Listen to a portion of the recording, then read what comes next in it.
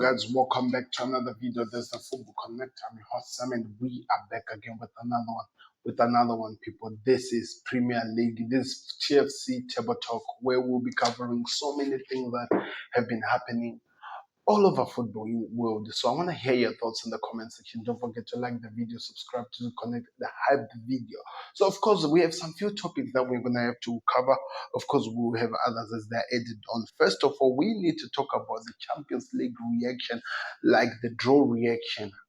The teams that are going to be playing together, we're going to talk about it here in detail, my thoughts and of what's happening and exactly what's going to be happening. So be ready for that.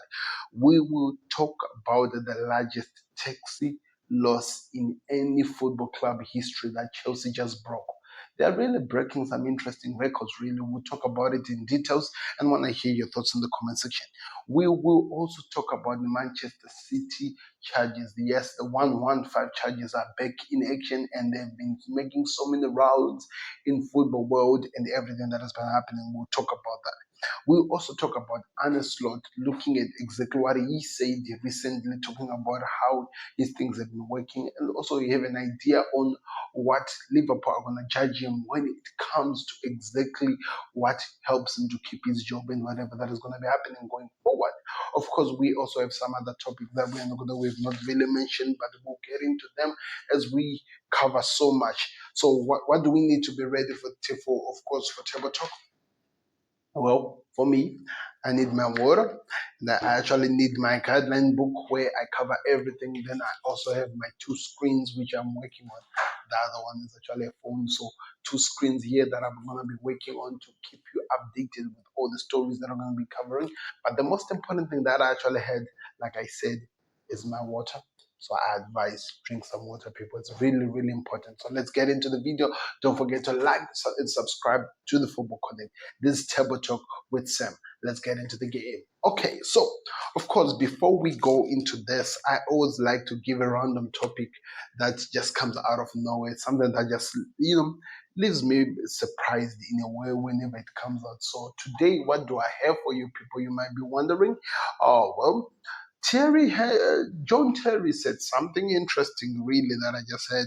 I've not really gone through the story. I just said when I was preparing to do this thing, and I just found myself in it. So, according to some reports, the Chelsea John Terry names himself Premier League's greatest centre back.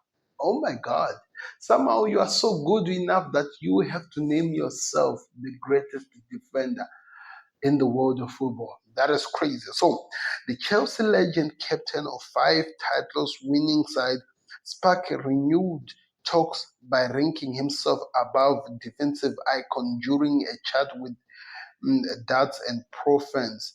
Liverpool supporters counter with a clip of Virgil van Dijk uh, praising and positioning and the explosive recovery from the peak 2019-2020 of course season where when his team conceded 33 goals en route to the title. The fans highlighted the game's evolution to Virgil van Dijk now leading 2024-2025 league in competition passes, which are about 2,684 with 90% accuracy and 94 forward and 94% forwards, turning center backs into playmakers while midfielders fades. The clash pit gutted leaders like Terry against modern ball playing giants with no clear winner yet, according to what's being told. There are some people who have been putting out some pictures, of course. The other one, somebody was actually putting out what says Fabregas does. I don't know if you guys can see this. So says Fabregas had a 95% accuracy. He had about 1,023 forward passes, of course, and 2,743 passes. Yaya Torre follows him, of course. There's a list. I'll just put it out on the connect so that you see it. Then they show what Van Dijk did. Virgil van Dijk has 2,922 passes, 974 forward passes with a 92 pass accuracy. He is one of the players who are ranked really, really high. It's crazy, really. That's crazy. So these are the things that have been put out. The fun part is this. I get it. I get things make sense. But the fact that he is literally saying, I'm the greatest. For me, just for me, I think that is so stupid. You have to put yourself in the mix that you are literally going to try to force the world to say you're the best. Then you are never the best. The thing is this. The best don't tell themselves or tell the world that they're the best. They allow the world to tell them that they are the best. For example, how many times have we had Cristiano Ronaldo telling the world that he is the best? Which we can't deny. He is the best. But Lionel Messi, we know is the alien though. Even managers who manage Cristiano Ronaldo still put Leo as the best player in the world of football because of what he did. I've never heard Leo saying I'm the best. They have to tell him he's the best because that's what the best does.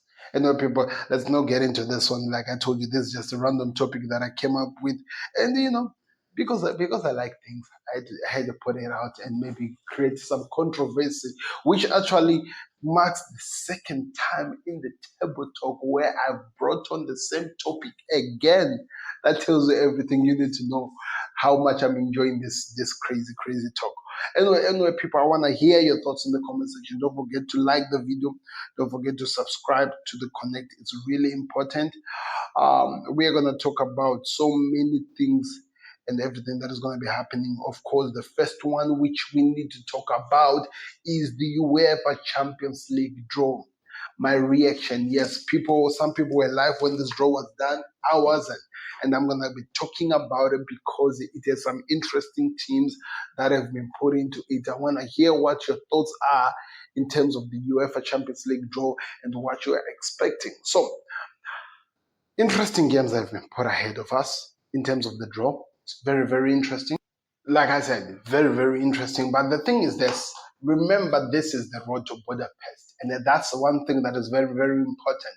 And we were curious to see how the road to Budapest actually looked like.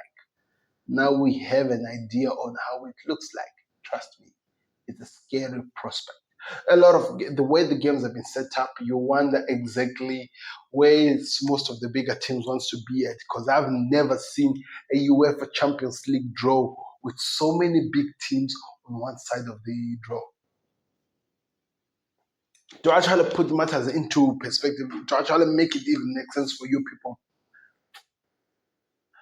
comparing the Champions League that has been won already, comparing the ones that have been won already, there is a difference of 31 Champions League minus 5 Champions League between the other side and the other side of the round of 16.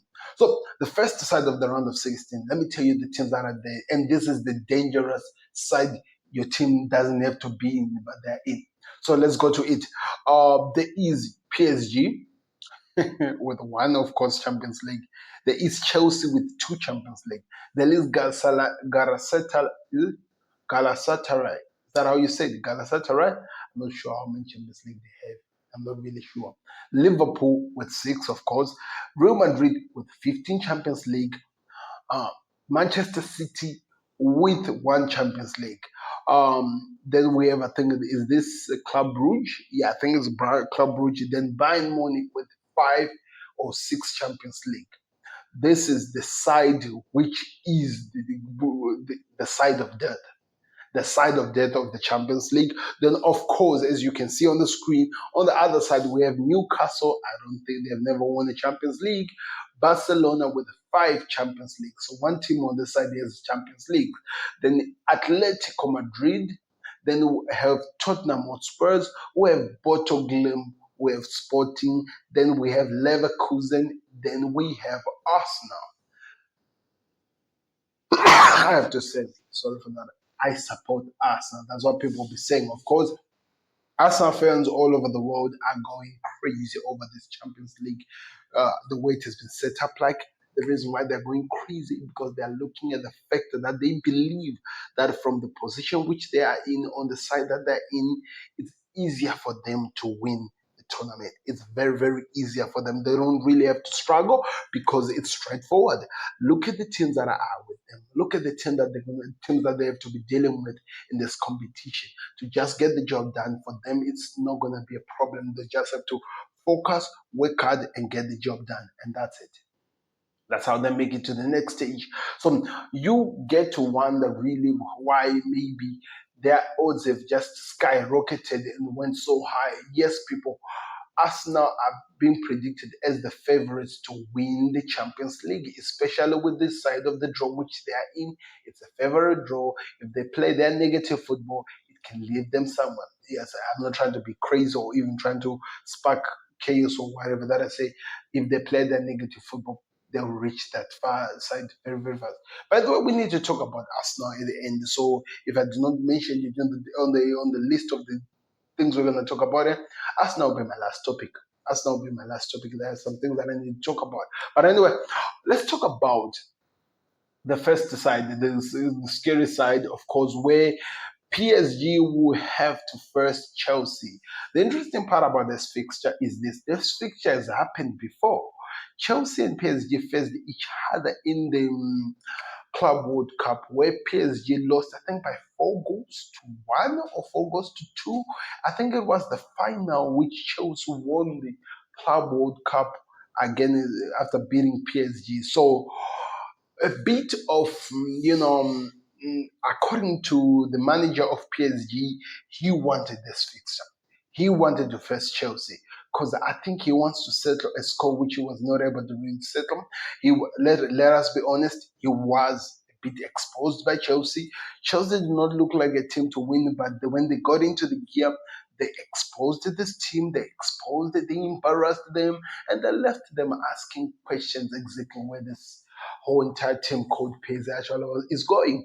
And the fact that they meet again in the round of 16 makes it even exciting to be in this tournament because we get to see which one is the bigger team. And Chelsea, one thing about them that we know, especially in European nights, they are heavy party spoilers. They are really good at spoiling so many teams' excitement or run or job to get the job done. They have done it so many countless times. They beat City in the final of the Champions League, where City were expected to be the winners.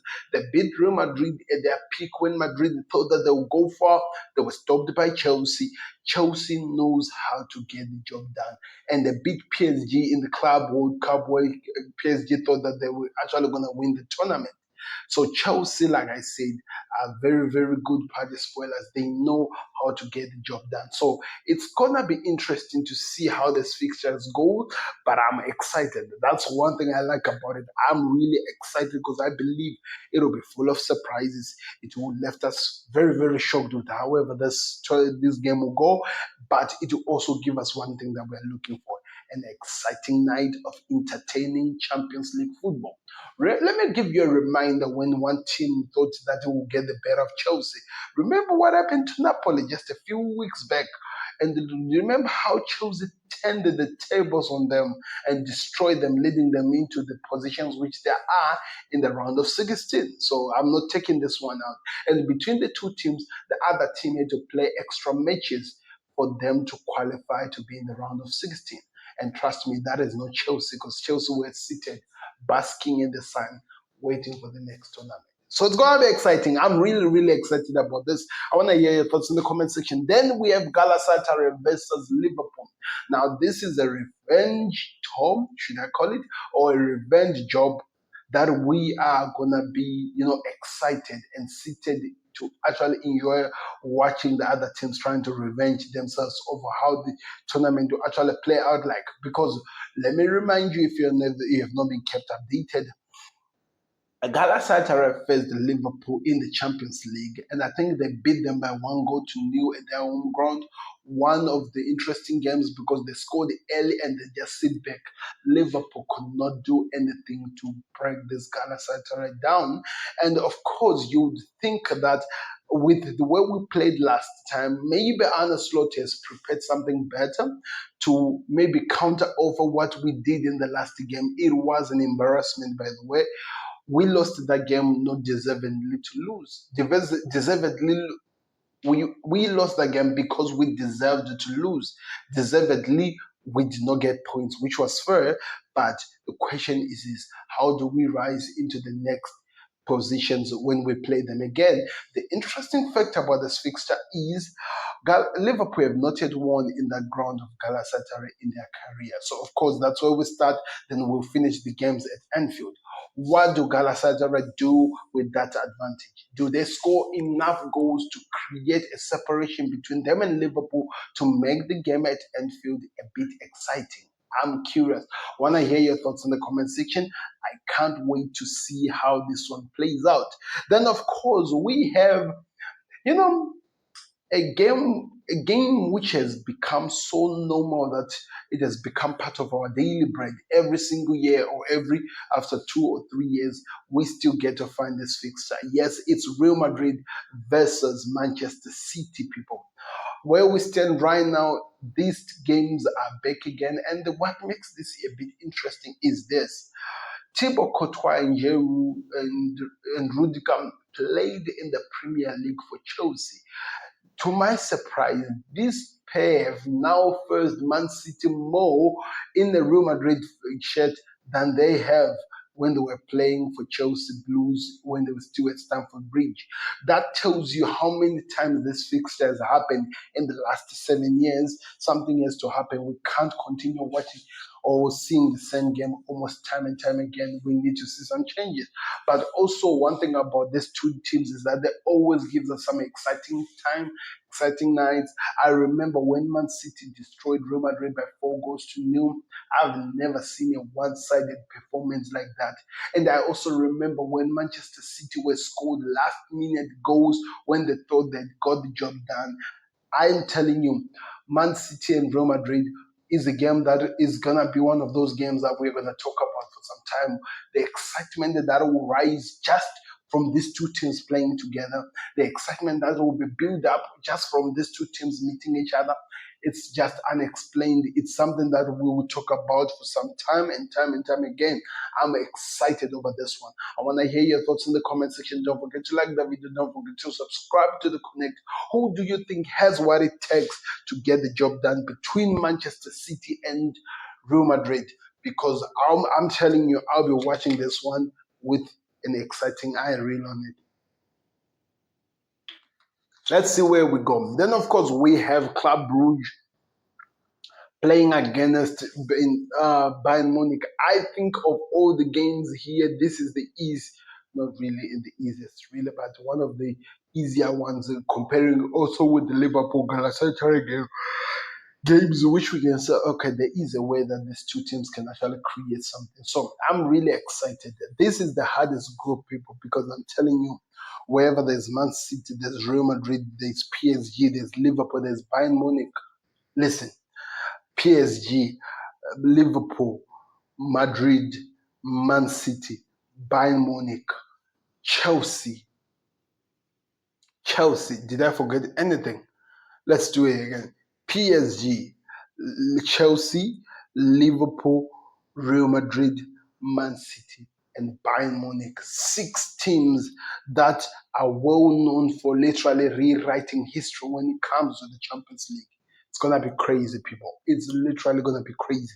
I'm excited. Let's go to the sweetheart group. If I had everything right, we'll be playing that exciting school. This is the love group, really. This is the love side of the Champions League of the round of 16, because we have Newcastle playing against against Barcelona, a fixture which we've watched already. Remember, Man City, Barcelona came to the Goodison Park. Is that how you say it? Yeah. Is it the Goodison Park? No, Goodison Park. It's actually Everton. What am I saying? Oh, what's the name of the Newcastle Stadium? It literally left my brain anyway. Where Marcus Rashford scored one of those goals, which was a rocket, and I think people will talk about it for some time because it was a good goal. These two teams have already met already this season. So this makes this fixture exciting. The Geordies, can Newcastle get one over Manchester, what's Barcelona for a change? I don't know. I want to hear your thoughts in the comment section on that. It's not going to be an easy one, but I'm excited, really, to be honest. Atletico Madrid will have to deal with themselves playing against Tottenham Hotspurs. Igor Tuchel, is that how you say it? Igor Tuchel. Igor Tu. Oh my God, I look like a foreigner. Whatever. The manager of which Spurs has to find the best way to approach this game because it's going to be full of surprises. Atletico Madrid are one of the best teams at waiting on the opportunities then hitting them and counter offering them. I think that's exactly what's going to happen in this game. It's going to be a game of moments. I think Atletico Madrid are going to give Spurs an opportunity to use their aggression to attack, but hit them on the counter to make them suffocate. It's going to be an exciting game. I can't wait to see what happens. Then we're here. Look how fast I'm moving on this other side of the group. That tells you everything. Boto de Glim are playing against Sporting. I actually think Boto Glim will move on to the next round because I'm looking at the fact that Sporting are good, but Boto Glim has been beating some mega stars, leaving so many teams with questions, surprising the world with some games that they've won. So I'm excited about this one. Then Bayer Leverkusen playing against Arsenal. It's going to be an interesting one. I'm telling you, it's going to be an interesting one because I think Arsenal has this one really wrapped out the groups to maybe semi or quarter. I don't know. But we are excited to see what happens. So as you can see me, yes, I'm recording this in the evening, people. So you have to understand it's actually in the morning, early in the morning. I think around 3, 4, 5, some of them, 3, 4.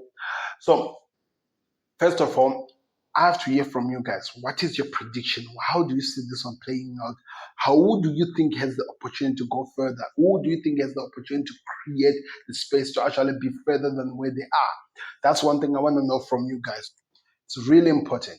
I'm going to give you my predictions of who's going to go to the next round, which of course will be, is it not the semi-final? It has to be the semi-final. So between PSG and Chelsea, I actually think Chelsea will move on to the next round of here. PSG have not been convincing. I've watched them and I've also asked the question, what's happening with this team? And I think that's what the trade we'll see. And Chelsea has what it takes to do that. So I believe they will. Galatasaray or Liverpool? I think Liverpool will beat Galatasaray. Is it going to be easy? It could be a draw at Galatasaray, then a win at Anfield. Somehow, something like that. Kind of like a cryptic way to make sure that they get the job done at home.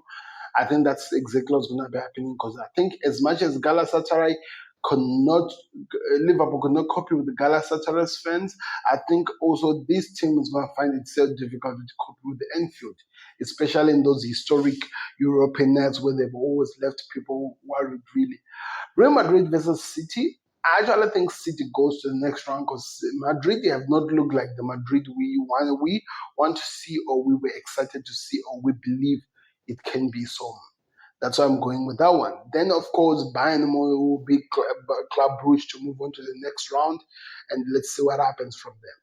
From Chelsea to Liverpool, I think this one is a top coin of 50-50, but I think my money is on Liverpool to move on to the next round after they may face up with Chelsea. So Liverpool moves on to the next round. Then after Man City faces with the Bayern Munich, I actually believe Bayern Munich might win it. Then, of course, Bayern Munich face out with the Liverpool, and I think Liverpool would reach the finals, really. To be honest, I don't know if I'm reaching. Maybe I'm really seriously reaching, to be honest. The script will be written a bit different from how my brain sees it right now. So it's going to be exciting to see. Then, of course, Bayern Munich will be out after losing to Liverpool. So it's going to be exciting. Between Newcastle and Barcelona, I think Barcelona beat Newcastle. They move on to the next round. Then between Atletico Madrid and Tottenham, I think Atletico beat Tottenham. They move on to the next round. Bottoglim and Sporting. Bottoglim beat Sporting. They move on to the next round. Arsenal versus Leverkusen. Arsenal beat Leverkusen. They move on to the next round. Between Barcelona and Atletico Madrid, Barca beat Atletico Madrid to move on to the next round, where Spurs and Bottoglim, Arsenal and Bottoglim, Arsenal beat Bottoglim to move on to the quarter final, where they will face each other, and Arsenal will be in the final with Liverpool. That's where I feel it's going to be exciting. Then the victor between Arsenal and Liverpool, there will be Liverpool, because trust me, Arsenal have never really played in the Champions League. So I think it is going to be the year Arsenal will win the league in my dreams. I'm a Liverpool fan if you have questions about my predictions. Let's move on. I don't need to say more. So those are the round of 16, and I'm just giving you a quick summary of what I believe will happen going forward. Let's hear your thoughts in the comment section. Don't forget to like the video, subscribe to the Connect. Let's move on. So Chelsea makes a huge taxi losses ever. I have to repeat it. This is a huge taxi ever. To make it make sense, let me read it out to you. Just listen to what people have to say. So UEFA reports revealed Chelsea staggering 407 million euro, which is about 355 million pounds deficit, far ahead of Lyon's 171 and Tottenham's 126, driven by non-cash charges like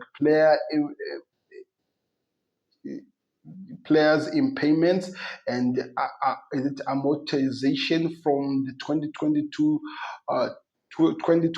takeover. Club sources stress the club complies with the profit and sustainability rules, facing no need to sell any key players like Cole Palmer.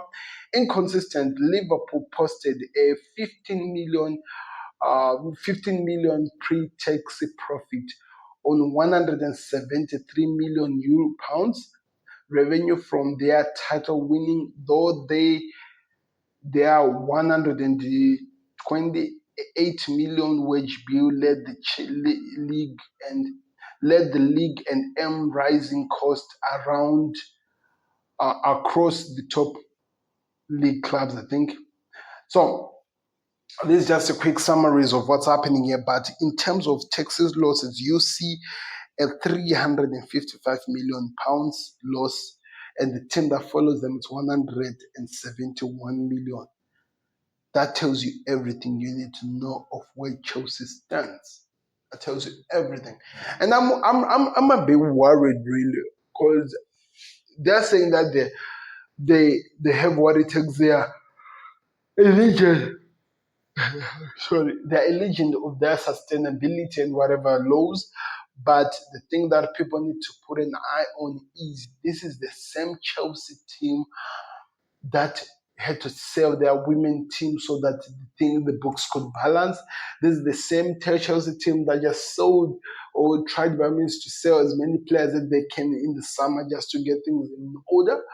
I know that they're in maybe they're okay in terms of the sustainability rules and whatever. It's not going to affect them, but this is just crazy, people. Let us be honest. This is as crazy as they get. I've never heard of crazy news like this. How do you make such amount of losses? How do you do it, really? I've never seen it in my life where somebody makes so much losses to that point. But when you look at the amount of players that Chelsea have bought and the amount of players that they've sold, the number does not really balance. And in my eyes, I think they need to find a better way to actually do maybe a well-trusted way of moving money so that they don't find themselves in this situation. They don't have, by all means, just sell players. They don't have to push things because it's not necessary. It puts them in trouble, which I don't think they have even the energy or the strength to deal with everything that comes out. Was a surprise. This left me shocked. So it's gonna be really interesting to see how this whole entire story pans out, how things are actually gonna move from here, because you can't find yourself making that amount of losses in history, people. 355, 355. That is crazy, really. That is really, really crazy. And it's going to be interesting to see how they will look at it really bad. I, for a change, looking at this situation, I'm confused. I'm confused because the Brit, you can't tell me that people are just watching a team destroying another team just like that. You can't tell me that people are just comfortable to watch this craziness happening. It doesn't make any sense, really, to be honest. And things have to change, and we are gonna be here for it. We will hear some people's thoughts in the situation and what people actually believe will happen. And I can't wait to see how the situation plays out. I'm actually somebody trying to predict the next draw here, and the person is hoping that there is a Real Madrid versus Barcelona final. So I'm interesting, to be honest. So don't forget to like the video, so people. It's really, really important. Don't forget to subscribe to the Connect. The best way you support us here at TFC. I want to know where you're watching us from, really, because uh, I want to see a survey of how many people are actually going to be tuning in for the Connect in wherever they are watching us from. So let me know in the comment section. So let's move on. There is also other things to talk about. Yes, and it is Manchester City's charges. Where are they and why are they delaying? So there have been some interesting things which has been mentioned in recent interviews in recent weeks over the Manchester City 115 charges. Yes, the 115 charges have been on their head tops for a long time. They've been on their head top for a long time, and they are back again. We want to hear what is the progress, what has been happening, because so many people, so many financial experts have been talking about this. And of course, we are interested to hear how far this has gone. So let's actually read out what has been said. So this is the news, by the way, that came out some time ago. That is a long reading, by the way. I hope my brain, with my dyslexic brain, which is so tired, is able to give you an idea of what's happening here. So, breaking news: Manchester City faces a potential 40 to 60 points deduction in the Premier League's 115 charges. Casing relegation threatens looms if found guilty. The long-running saga surrounding Manchester City's alleged breaches of the Premier League financial fair play rule continues to dominate headlines, of course. Football finance expert Kieran Maguire has warned that if the club is found guilty of 150 charges covering large financial misconduct from 2009 to 2018, including inaccurate reports and non-cooperation.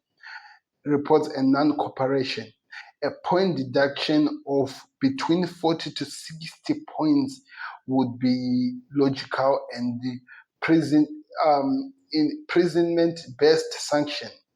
This massive penalty, far exceeding the 4 to 6 point deduction handed to clubs like Everton, Nottingham Forest, and lesser shorter terms breaches, stems from unpredicament scale of allegations spanning 9 years.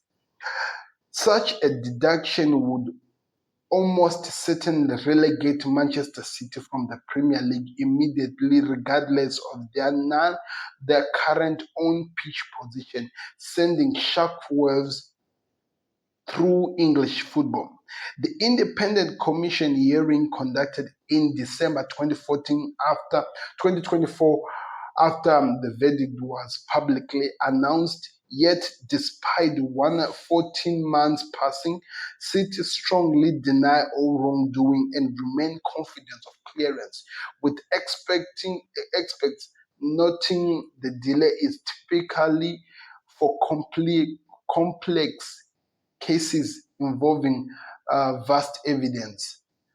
The Premier League CEO Richard Matters has addressed the ongoing process recently, emphasizing no fixed sanction exist for such breaches. Of course, yes, to make it, there's no any fixed sanctions that are meant for that have been recorded for this type of breaches, by the way, which could range from fines to point deduction or even expulsion in extreme scenarios.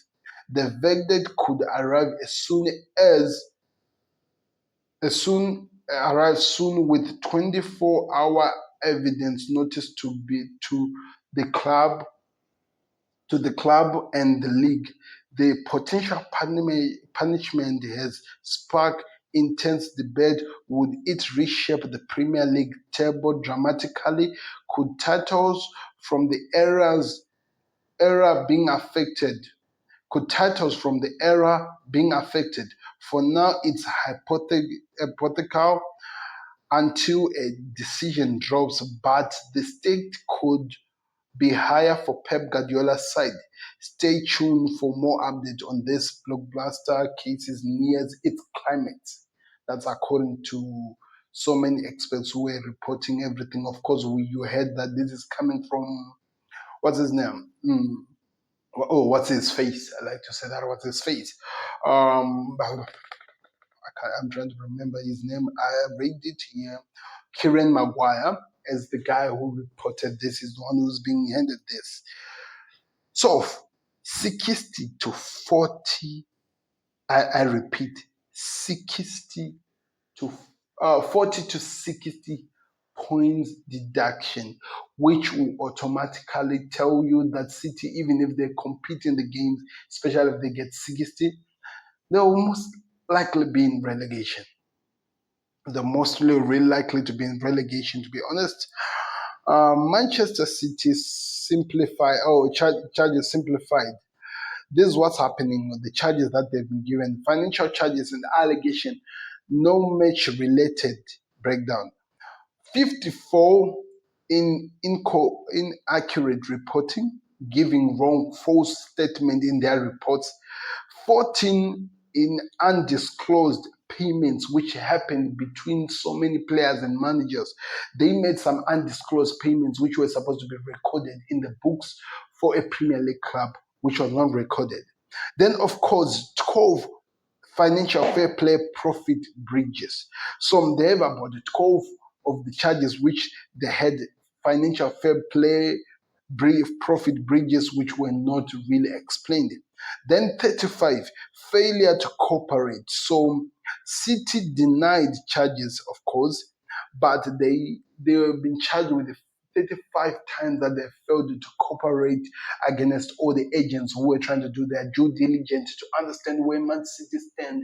Even according to some reports, even after they've been charged with 115, they are still not cooperating into the length fully of a club that believe that they are free, a club that believe that they need to be cleared of these charges. So it's going to be interesting to see.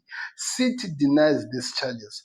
Verdict pending. If guilty, what punishments fit? Let us know in the comment section. It's going to be exciting, people. Let's be honest. It's going to be exciting.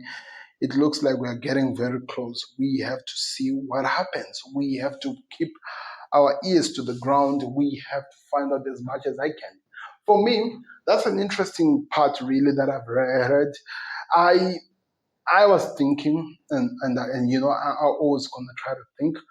I was thinking that maybe of these charges, you would expect to hear things like they're going to do the point, they're going to find out the information, then make decisions which are fit to actually validate whatever they're looking at.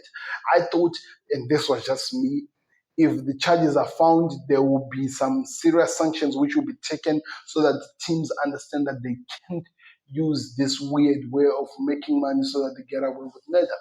Because with what Man City have done, 115 charges, people. Remember, I've just read them simplified in all the things that they've broken. That has been broken down, and you get to find out, what added up to 115.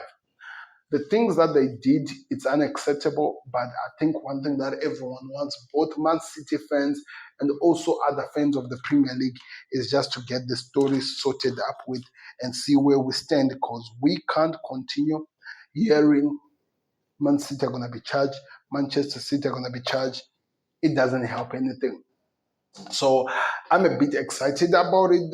I'm a bit interested in seeing how this situation plays out like, and I'm a bit interested in seeing where we are really with these charges. Anyway, let's move on from that, because like I said, I have some things to talk about when it comes to Liverpool Football Club. So this is Wilson Coates. Is it Cox? I don't know, is that how you said? Wilson Cox, LFC, a personal writer for LFC Club Source, and they write the brief of whatever, for the brief, of course, FC. He was talking about how Arne Slot is going to be charged. But before we talk about what he was talking about, Arne Slot, we need to talk about Arne Slot's interview that he did recently. It was an interesting one, really. It was an interesting one. Arne Slot was explaining why the season has gone the way it has gone. He was explaining what has gone wrong and what has left him in where he is right now.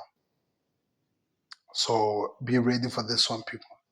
He had an interview recently which he did, and he revealed so many things. And of course, we like our managers, to be honest. We like to hear things that are happening, and I like to see that. But he talked about so many things.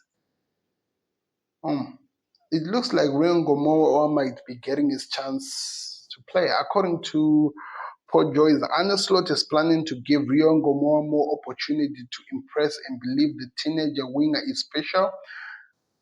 Special qualities on one-on-one duo can help Liverpool to the finals of the season strong, to finish the final of the season strongly. Okay, I'm just reading what I'm not supposed to be reading. I'm actually interested in talking about this.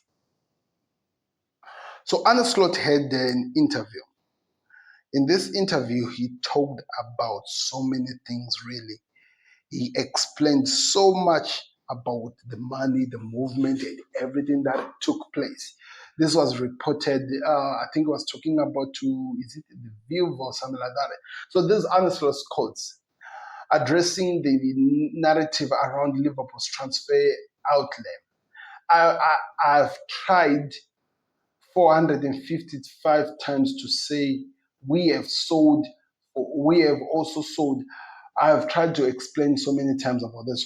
So he's saying, of course, £450,000 is what was spent, but also in that money which was spent, we sold £300 million worth of players.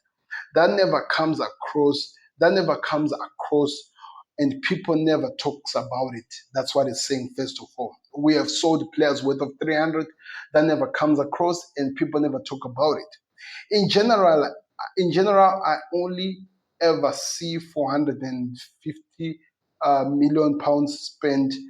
450 spent, 450, and he's looking at, and no one in general, what he always sees in the media, they're only talking about 450. But no one ever looks at the circumstances that are on the 450 is a very well spent, very, very well spent. Oh my God, why do they have to read it like that? Why can't you just make it easier? One more time, very well spent. Like I'm saying, was that necessary? But that's how the courts actually wrote it. There are great football players who will be a big, big success for the club.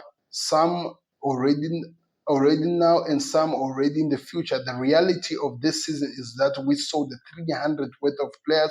Some starters like Trent Alexander-Arnold sold for 10 million. We had to recoup that money with players, of course. Interesting talking from Mr. Arne Slot. Interesting talking, but that's not exactly which was mentioned. Really, I need something that I read which he was giving a proper analysis of it. So I know I've spent a lot of money in the summer, but but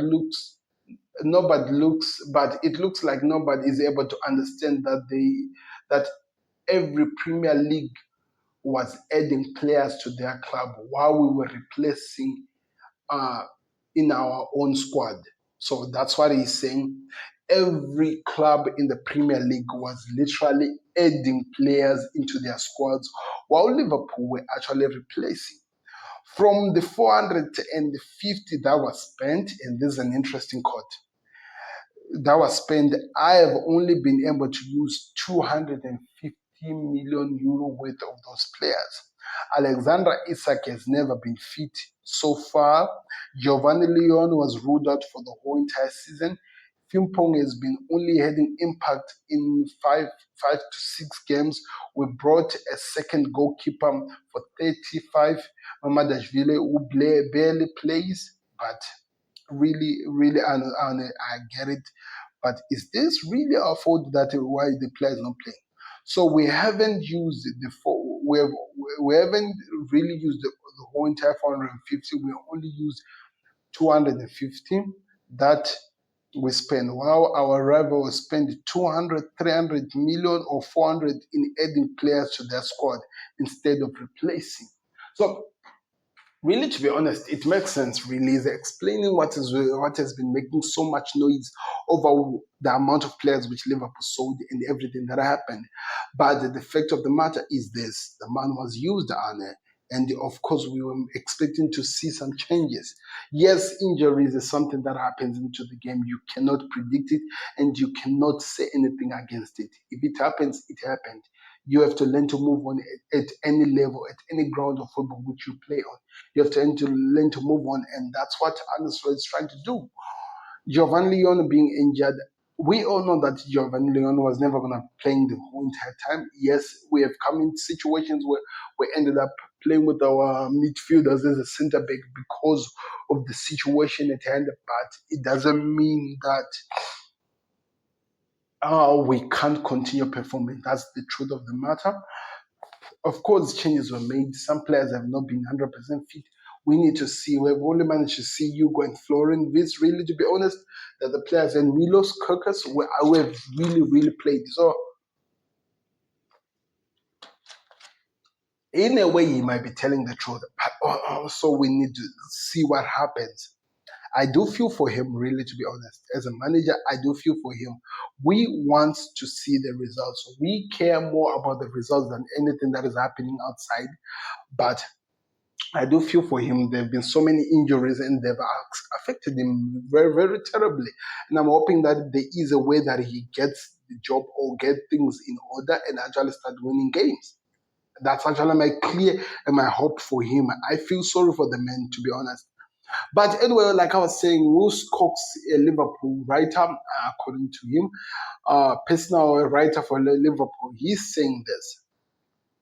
Arne Slot's end of season review. By the way, the reason why there's so much pressure on him losing the job, it's not even sometimes, yes, of course, it's been terrible on the pitch, but at some point, it's not even about him and how it's playing. It's more about the fact that one of the people that people have been interested in, Liverpool interested in, is free. Xavi Alonso being free is not a good thing for Arne Slot. That makes situations really difficult for him. So let's see how that one plays out. So this is what we quoted to say. Arne Slot's season-end review at Liverpool will assess his future based on several categories, of course, several key categories: performance, overall quality, cohesion, and progress. Final position in the Premier League, FA Cup, and Champions League. What has he achieved? Did he finish in the round of 16 again? What is happening in the Champions League? Team morale, happiness of the team. Are the likes of Curtis Jones not just throwing shade, but they're actually happy being Liverpool players? And is Arne Slot working so hard to hold on the team, to make the team work together? It's really important. Media representation, public image, and how the team clubs come across. Something that has been really failing, but I think he has to work on that, really, to be honest. commitment to turn things around, where Arne is reportedly performing well on this one, that he has been really working so hard to turn things well. So they're impressed about that. That's the only thing that has been put out here to explain how far he's doing as a manager, but that's what they're going to be looking at. So the formal decision is expected between the 26th of May and June 2, 2026, with a schedule review on the 25th May, potentially postponed to June 2 if Liverpool reach the Champions League final. Even Champions League qualifications may guarantee his position at the club, demanding broader progress beyond results. This allegation, this aligns with the current reports of Slobb's job remaining under scrutiny, aiming a challenging season. That's what had to be said. So Liverpool went against everyone, really keeping on the slow support. Everyone's head had turned upside down, and we were not happy. We needed to see some changes, but they've stuck with him, and they have to keep holding on to him to see how this one plays out like. But I think he will succeed. That's me. I actually think he will succeed. He will remain, and he will be able to continue to go forward. I don't know if things goes otherwise, like dramatically down, that's when I would see them to doing that. Xabi Alonso is there, and for me personally, I would prefer Xabi, because I think we need somebody who is in a way tactically able to just adjust. He allows his team to adjust tactically, not just being stubborn and holding on to these things. We need a manager who will be able to give the best out of the team. And I think Xabi Alonso, for me, in my eyes, could be that guy. Let's find out your thoughts in the comment section. Don't forget to like the video. Don't forget to subscribe. The best way you support us here at TFC. So I said that the last topic will be us now. So this is gonna be a freestyle, people. If you're watching us, this is gonna be a freestyle. I did not prepare for this one. I did not even write down. I just have to talk about them. First of all, the media came after Arsenal, and they were talking about the things that has been happening with Arsenal. Of course, looking at the time wasting, the corner kicks, and everything that has been happening. And some of the things which were said, which are a bit interesting, to be honest, and they're accurate at some point when you look at it from the other opportunities, or however you look at it. But a lot of things were said, of course, about Arsenal. People were talking about how they play, how they're making football really boring, how they find it so easier to play the negativity. The things that maybe if they are not winning a game, complaints against with the other teams doing, that's exactly what they're doing. And also mental cohesion, the way they've been shaken. Because let us be honest, if it wasn't because of the Tottenham game, which they destroyed Tottenham Hotspurs, people will still be wondering, because the performance against Wolves, however you look at it, that was a bottle job. If they lose this league, I think the Wolves' performance, they will have to visit back and look at that and say, we were good, we were on track, but this is where we blow everything upside down. This is where we destroyed our opportunity, or our way of winning the league, because the pressure builds up from this. The pressure builds up from where they are. So, do I believe Arsenal has what it takes to win the league? My fair assessment of the matter is yes. I believe Arsenal has what it takes to win this league. They look good. They have shown some amazing performance. They have given people something to smile about. They have actually performed well good than what people expected. Yes, their football might not be pleasing to the eye, but with the amount of times Mikel Arteta has lost the league, yes, in different perspectives in terms of the way he has played, but the amount of times he has lost the league, you actually understand the man if he is going to have to scam against himself out to actually get to the point of winning the league. The next games are very important. They won the first London derby, which was very, very pivotal and important for them. The next game is Chelsea tomorrow. Of course, if you are watching this on Saturday, Their next game will be Chelsea tomorrow, which will be a demanding game, which if they get the job done, that helps them to create the momentum, which is really, really important for them to, to get something. But also in talking of that, you have to look at where they stand. You have to look at the other things that are going to be coming ahead. How do they deal with it? How do they deal with it? Remember, they're still in 4 competitions, so football has been a lot. The rotation between those players is going to be key for Mikel Arteta to win because there's so many players in the fixtures. They look so done. They look so very, very done. Because let me tell you something. Man City, you'll be watching and you see Charlie Reinders on the bench. You see an Omar Mamouche on the bench. You see a Phil Foden on the bench. You see Ryan Checky at the bench. And they're used in other games. That's Mikel Arteta's, that's Pep Guardiola's masterclass of knowing when to rotate, especially in these last days of the games, which is really pivotal if they're going to try to, by all means, to get this trophy. I've not seen enough of that from us now. Players like Martin Zubimendi, Declan Rice have been playing for so long that I worry about them. I worry about them.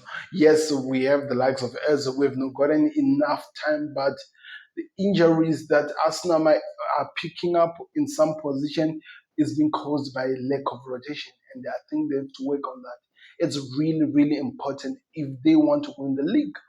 What do I want to win, really, to be honest? I would actually prefer Man City.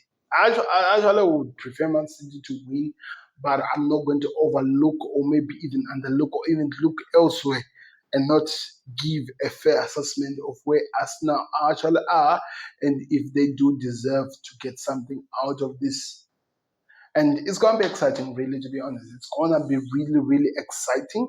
I can't wait to see what happens because that's what we are living for. And I want to hear your thoughts in the comment section. Don't forget to like the video. Don't forget to subscribe. Let me know where you're watching us from. Do you think Arsenal is what it takes to win the league? I think that's the most important thing, really. Do their mental capacity be able to push them going forward? They're in 4 competitions. They can win a quadruple. It's possible. They are capable of doing it. But can they rotate enough to help them to remain relevant in the competition, to remain in the competition, to get something, to be able to keep fighting until they reach the promised land? That's the question that we have to ask all of us, and we have to be curious and interested in because that's why we live here and we enjoy football. Don't forget to like the video. Don't forget to subscribe. Let me know where you're watching us from. Are you enjoying the Premier League Table Talk with Liverpool? With Sam? What did I say? Am I that tired? Maybe I'm really that tired. But are you enjoying the Table Talk with the Sam here, guys? If you are, please hype, share, make people know on social media platforms. Let the world know of the turner of this whole entire thing and how far we can build something so amazing. Because I'm really been enjoying. I've been taking it slowly. It's easier. It's a Friday show, which has been at the moment it's still a Saturday show. Maybe until things are settled up, it's gonna be a Saturday show early in the morning. I've been trying my best to drop it as early as I can every morning. So that's what I think I'm gonna try to continue doing for some time until we see where we go because I don't want you guys to feel like I'm gonna lose the focus or the concentration on this. I wanna give it the best as I can do because it's really important to me. It's really, really good and it's going to give a better platform for us to meet up, of course, to enjoy. We are going to be getting guests, of course, but not now in due course. I wanted to start it in March, but things are not going according to what I want to do. Maybe late March. Let's hope.